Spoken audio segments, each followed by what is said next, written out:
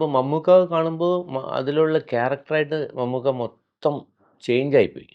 അവിടെ ലൊക്കേഷനിൽ വന്നിരിക്കുന്നത്, നടക്കുന്നത് ഇതെല്ലാം നോക്കിയാൽ ആ റിയൽ ക്യാരക്ടർ പോലെ തന്നെ നമുക്ക് തോന്നും. ഒരു പ്രൊജക്ഷനിസ്റ്റ് ഇത് തൂക്കിക്കൊണ്ട് നടക്കുന്നത്, ബോഡി ലാംഗ്വേജ് എല്ലാം പുള്ളി ഡെവലപ്പ് ചെയ്ത് അങ്ങനെ. അത് കാഴ്ച ഒരു അത്ഭുത ഫിലിമാണ്. അത് ഡെഫിനറ്റ് അതിൽ ഒരുപാട് പ്രോബ്ലംസ് ഉണ്ടായിട്ടുണ്ട്. ക്യാമറകൾ വെള്ളത്തിൽ വെള്ളത്തിൽ പോയി ആ സീൻ ഈ മൊത്തം നോർമൽ കേസിൽ ഫിലിം ക്യാമറ അകത്ത് വെള്ളത്തിൽ പോയാൽ പിന്നെ ക്യാമറ വർക്ക് ചെയ്യില്ല. മാഗസിനിലുള്ളതെല്ലാം നനഞ്ഞു പോകും. പക്ഷേ അത് നനഞ്ഞിട്ടില്ല.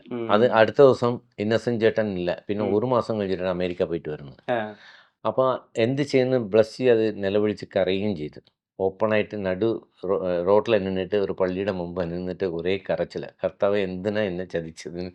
അങ്ങനെയൊക്കെ ഉണ്ടായ ഒരു സംഭവം. എല്ലാവരും കരഞ്ഞു, നമ്മളും കരഞ്ഞ്, എല്ലാ ക്യാമറ അസിസ്റ്റൻ്റ് കരഞ്ഞു.